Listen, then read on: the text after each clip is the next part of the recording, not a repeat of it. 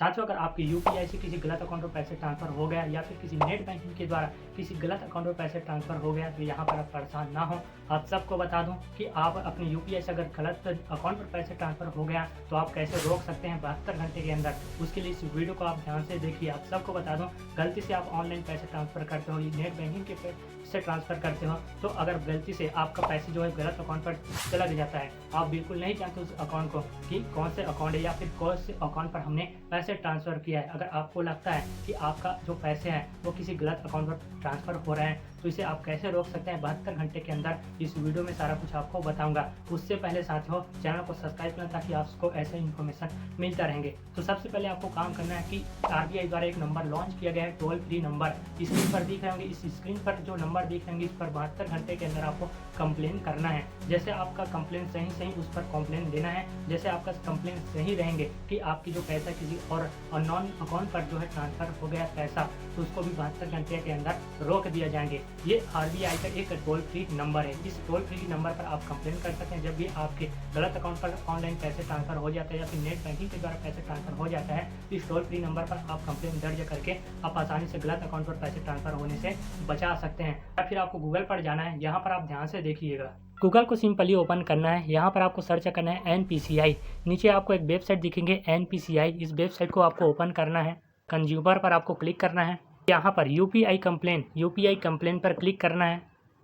उसके बाद नीचे स्क्रॉल करके ट्रांजैक्शन पर क्लिक करना है। यहाँ ट्रांजैक्शन पर क्लिक करते हैं। अब यहाँ पर आपका सारा डिटेल जो है साफ भर देना। उसके बाद पूरा तरह से नीचे आपको सबमिट कर देना है। उसके बाद आपका गलत अकाउंट पर पैसे ट्रांजैक्शन होने से रुक जाएंगे। लेकिन याद रखिए, यहाँ पर आपका कंप्लेन सही से दर्ज होना चाहिए, तभी आपके गलत अकाउंट पर पैसे ट्रांसफ़र होने से रोक दिया जाएंगे।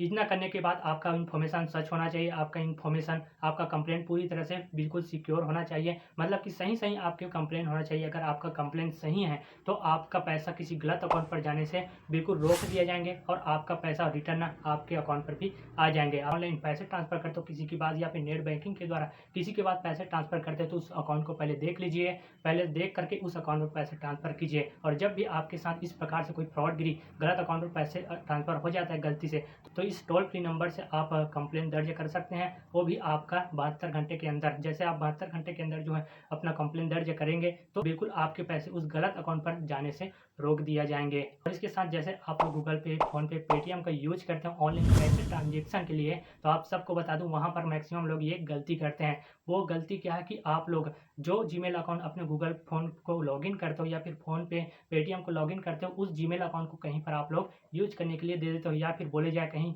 आपने फॉर्म सबमिट कर दो, या फिर कहीं दुकान या फिर डिजिटल सर्विस पर आपको मंगाए जाते हैं कि आपका जीमेल अकाउंट की ज़रूरत पड़ता है, तो वहाँ पर कुछ अपने जीमेल अकाउंट को नहीं देना है जो आप लोग फ़ोन पे चला रहे हो, गूगल पे चला रहे हो या फिर पैसे ट्रांजैक्शन करते हो उस जीमेल अकाउंट से, उस जीमेल अकाउंट को लॉगिन किए हो उस ऐप्स से, तो ऑनलाइन वाले आपका जितना भी जो ज़रिया है पैसे ट्रांसफ़र करने की, बैंकिंग की, उस जीमेल अकाउंट को कहीं पर भी आपको देना नहीं है। आप सबको बता दूँ, जैसे आप उस जो यूज़ कर रहे हो गूगल पे, फ़ोन पे, पेटीएम ऑनलाइन पैसे ट्रांसफ़र करने जीमेल अकाउंट, उस जीमेल अकाउंट को अगर कहीं पर दे देते हो, तो जैसे अपने डिवाइस पर जो है उस जीमेल अकाउंट को ऐड करता है, लॉगिन करता है, तो आपके जीमेल अकाउंट में जितना भी जो डेटा रहेंगे, आपका एक्टिविटी रहेंगे, वो सामने वाले के पास चले जाते हैं। उसके ज़रिए आपके सारा जो अकाउंट है या फिर गलत अकाउंट पर जाने से आपके पैसे को नहीं रोक पाओगे। तो सबसे पहले आपको बता दूँ, जिस जीमेल अकाउंट से आपका गूगल पे, फ़ोन पे, ऑनलाइन बैंकिंग जो आपने इस्तेमाल करते हो पैसे ट्रांसफ़र के लिए, वो जीमेल अकाउंट को आप कहीं पर ना दें। जैसे आपका फॉर्म सबमिट करते हो तो जीमेल अकाउंट की ज़रूरत पड़ जाती है कभी-कभार,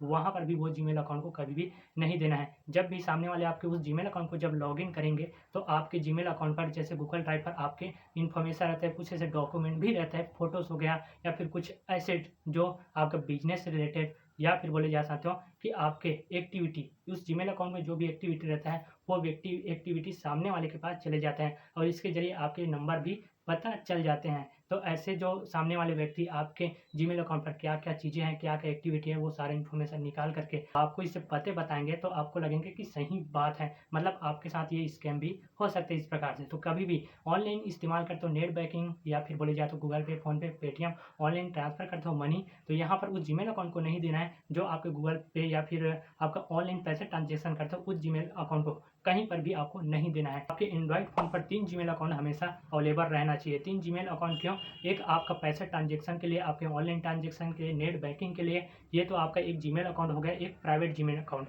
अब दूसरा जीमेल अकाउंट क्यों? क्योंकि आपने कहीं पर जब आपको जीमेल अकाउंट मांगता है, कहीं पर जाते हो, तो वहाँ पर आपको उस जीमेल अकाउंट को देना है जहाँ से आपका कनेक्ट कहीं पर भी ना हो। मतलब कि आपकी नेट बैंकिंग के द्वारा या फिर आपका जो है ऑनलाइन पैसे ट्रांजैक्शन करता हो उससे आपके रिलेटेड, उनसे कनेक्ट आपके बिल्कुल वो जीमेल नहीं होना चाहिए। इनसे आपके साथ भी फ्रॉड या स्कैम भी हो सकते हैं। इसलिए आपके डिवाइस पर 3 जीमेल अकाउंट होना चाहिए और तीनों जीमेल अकाउंट अलग-अलग होना चाहिए। आपका नेट बैंकिंग के लिए, ऑनलाइन पैसे ट्रांसफर के लिए और बोले जाए तो कहीं पर यूज़ करने के लिए एक जीमेल अकाउंट आपका अलग होना चाहिए। इनसे आपके डेटा, इनसे आपके सारे जो डिवाइस की एक्टिविटी वो बिल्कुल सेफ और सिक्योर रहेंगे। तो ऐसी एक नई जानकारी के साथ चैनल को सब्सक्राइब कर लेना, ताकि ऐसा जानकारी इनसी इन्फॉर्मेशन आपको डेली मिलता रहेंगे। चलिए फिर मिलते हैं एक नेक्स्ट वीडियो के साथ।